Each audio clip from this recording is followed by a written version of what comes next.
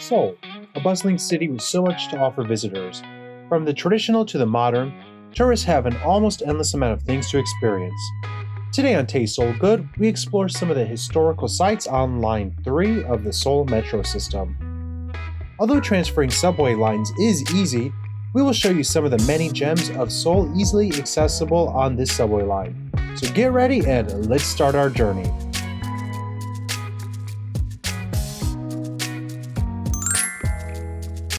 First stop on our Line 3 journey today is this place. So this is the Seodamun Prison Museum. So this is a special museum that shows where the Japanese held, tortured, and later executed the Koreans during the Korean independence freedom movement. All right, so some things you see might be a little upsetting. Also, we've been asked not to record in here, so we're going to show you everything through photos.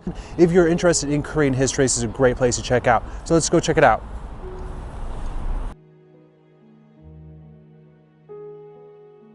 All right, so the cost of the ticket is 3,000 won per person. Seodamun Prison History Hall is a museum and former prison. In 1910, the Great Korean Empire was colonized by Japan. For decades, activists fought for freedom from the Japanese. Many of those activists ended up here, where they were held, tortured, and eventually executed. The museum now stands to honor those who gave their lives to achieve independence and democracy. Walking through the museum is chilling. Visitors can step into one of the jail cells that held prisoners. Entering the solitary confinement cells is especially eye-opening, as the cells are dark, cold, and haunting. Perhaps the most harrowing scene is the rooms that depict how Korean inmates were tortured. The cells feature lifelike recreations of the pain and suffering the activists endured in the walls of the now museum. Visiting Seodamun Prison is a very sobering experience, so I saw a lot of things in there that's very shocking, and it could be a little upsetting, so do know that. Alright, so again, I couldn't take any video in here as that's against the regulations, so there's so much I couldn't show you. So I highly recommend you come check this place out for yourself. Alright, so now that we've gone to our first stop on Line 3, it's time to go to the next place. Are you ready? I think you are. Alright, let's check it out.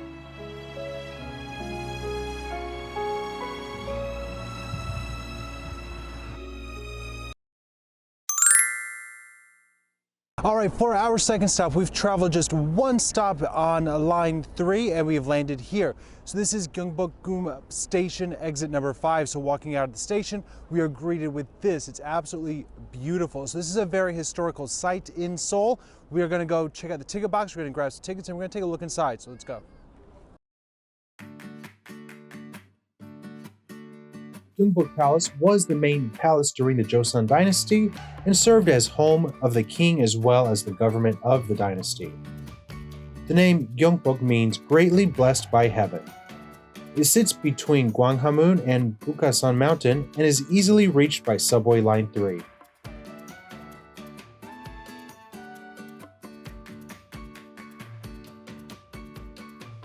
Alright, so this is actually a reconstruction. So Geonbukgung was finished being built in 1395.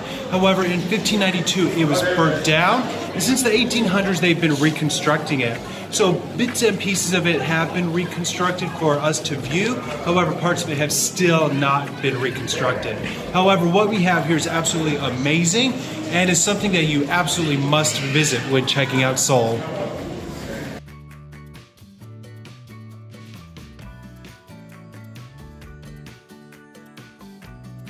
Free guided tours are available in various languages. No visit to Seoul would be complete without visiting this palace. I recommend going early as crowds can get quite large during the afternoon. Alright, so entrance to Gyeongbokgung Palace is only 3,000 won per adult, so it's very affordable. And one thing that you can do is also rent a hanbok, which is a Korean traditional costume, and there's many places around here you can do that. I decided not to do it because it's a little cold today, but something maybe you should do. This is one of my favorite places in all of Gyeongbokgung Palace. So this is a two-story pavilion. It was reconstructed in 1867, and this particular place was for banquets and entertainment when they were hosting foreign dignitaries. So coming to Gyeongbokgung Palace is so much fun. If you're coming here, I recommend planning for a few hours as there is so much to see. This is a really big place. And also you might be able to see the changing of the guard ceremony. All right, but I'm almost out of time, so I'm gonna move on to the next stop on our journey of Subway Line 3. So let's go. All right, so after all that exploring, I've worked up a little bit of an appetite, so I've come here. So this is Tonging or Tongin Market, and this is a very special market. So bring your appetite and let's go explore.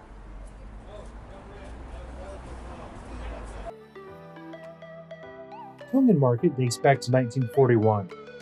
Nowadays, the market is home to 75 stores, and while the majority of the stores are restaurants and grocery stores, you can also find clothing and souvenir shops here. What makes this market so unique is that visitors can buy a roll of coins, and those can be exchanged for one of the dozens of delicious food items being sold by the vendors. We're going to use 5,000 won, and what we're going to do is buy some coins, which we can then get an empty lunchbox and then go around and fill up all kinds of good stuff. So let's go.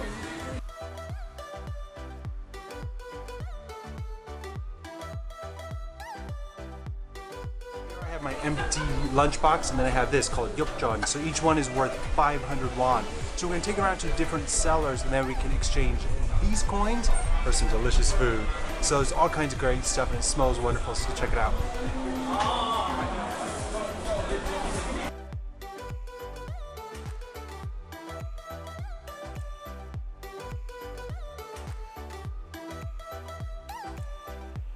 All right, so we have 2 coins left, so I think we have a lot of food already, but I'm sure we can still find something even more delicious.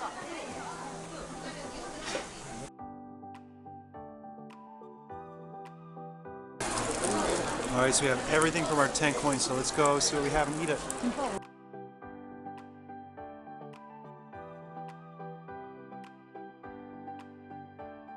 All right, so we got all of our food. So this was, in total, was 5,000 won. It was a lot of fun to walk around and see what they have and choose our food. So you go upstairs and there are places to eat.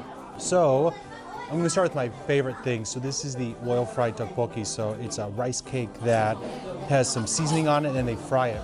I absolutely love it here. So bon appetit. So good. So it's got a little bit of spice to it, so if you don't like spicy food, you might want to pass on this. However, it's really famous here. Next is this. This is a kimchi jun, which is made with kimchi, and it's kind of like a pancake, but it's savory. See how it is?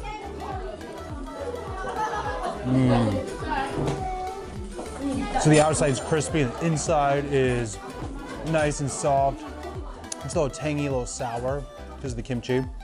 All right, next we have this. So this is called a maya kimbap. So it's an addictive kimbap. So on the outside is dried seaweed, inside is rice and carrot, and there's some sesame oil and other good stuff on it.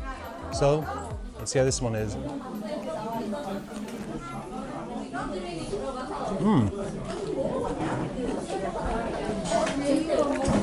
So they put a nice mustardy sauce on it. So again, it's really addicting. It's cold, but kind of refreshing. Now I see why they call it addictive kimbap, because you want more and more and more. So that was an absolutely delicious meal. I really enjoyed it. It was so much fun just walking around and checking out all the different sellers with my little coins. All right, so now that I'm full, I'm ready to check out the next thing on line 3. So let's get ready and go. All right, so that lunch was delicious, but now it's time for our next stop. So walking just down the street across from Gyeongbokgung Station Exit 6 is this. So this is the Seoul Museum of History. And I think it's going to be really exciting to find out a little bit more about Korean culture and Korean history. So let's go check it out.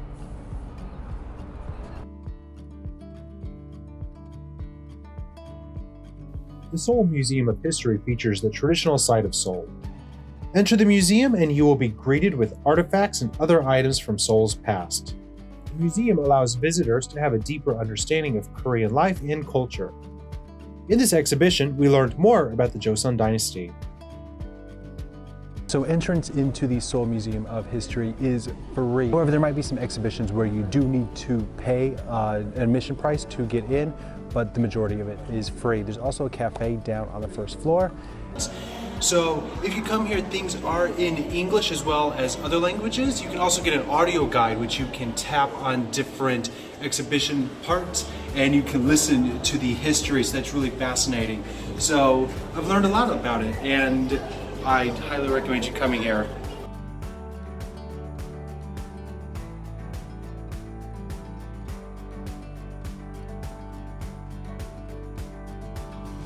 So this is a miniature replication of the city of Seoul. So it seems weirdly accurate. So as you can see, it's divided by the Han River from the north and the south. So today we are in the northern part of Seoul checking out this museum. But as you can see, it's a huge city. There's so much to see and do that if you're traveling here, you're going to be really busy for quite a while.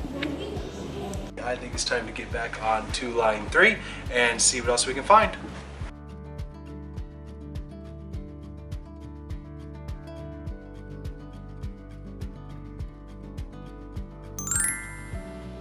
The next place we are visiting is the Bukchon Hanok Village. So this is located outside exit number 1 of Anguk Station. So as you're coming here, you can see all this beautiful traditional Korean style housing, and there's plenty of things to see and do. So make sure you come here. It makes the perfect Instagram picture location.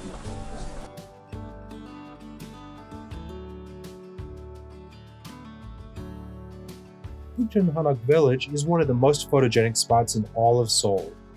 Visitors can enjoy the traditional style housing while the modern skyline of Seoul sits in the background. Visiting the village allows you to truly step back in time and immerse yourself in traditional Korean culture.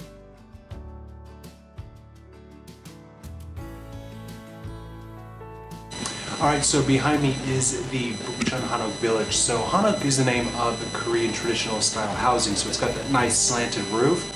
And this is a really cool place to come check out. One thing to remember, these are real houses where real people still live, so if you're visiting this village, be sure to be respectful and clean up after yourself and try not to make too much noise, as there are real people who live here. So just try to enjoy the beautiful sights of the Bukchon Hanok Village.